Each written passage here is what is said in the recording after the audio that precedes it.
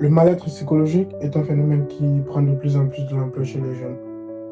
Et le pire, c'est que nous, concernés, sont des personnes qui négligeons le plus ce phénomène qui a un impact plutôt négatif dans notre vie.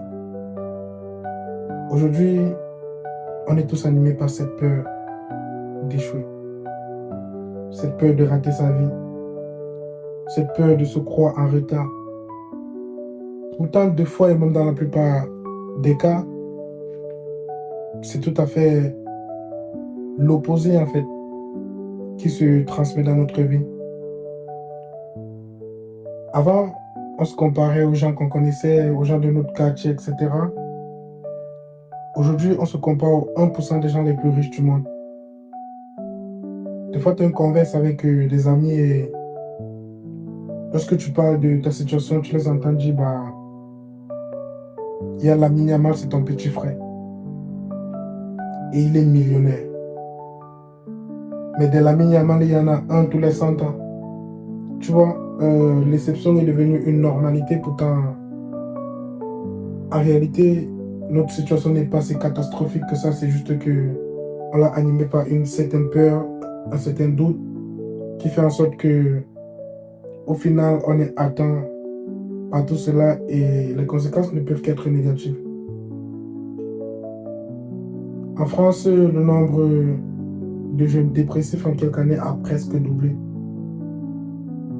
Parce que sur nos écrans, on voit des jeunes devenir millionnaires du jour au lendemain, pendant qu'on a des comptes à découvert. Mais comme je dis toujours, dans la vie, les gens ne commencent pas forcément au même endroit. Il est impossible de se comparer avec une personne dont l'avenir était tracé depuis sa naissance. Il faut commencer son parcours en bas de l'échelle.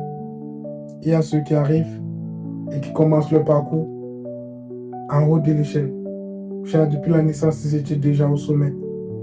Il y a des gens qui doivent commencer en bas pour grimper. Il y a des gens qui voudront grimper et qui n'auront même pas l'échelle. Et qui iront fabriquer leur propre échelle avant de venir poser pour grimper. Donc on a tous des destins différents. On est tous issus des familles, des endroits, des continents différents.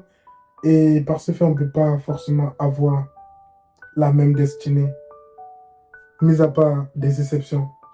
Et franchement, ce serait con de se comparer aux autres au lieu de se comparer à soi-même.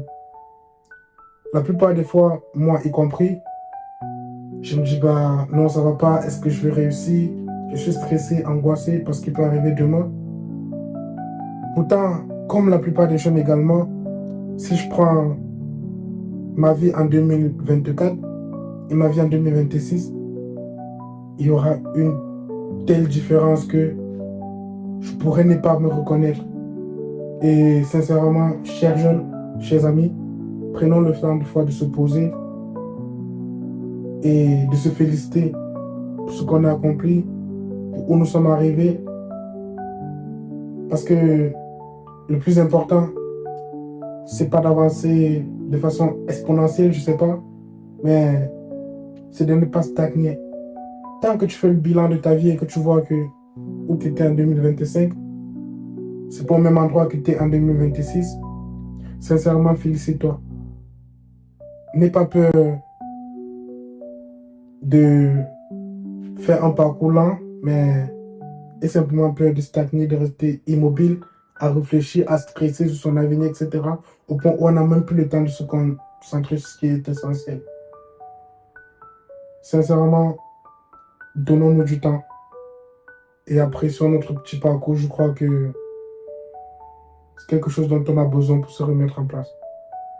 Sur ce, prenez soin de vous, c'est l'expérience que je voulais partager. J'ai ressenti l'envie de parler et j'espère que vous m'aurez écouté.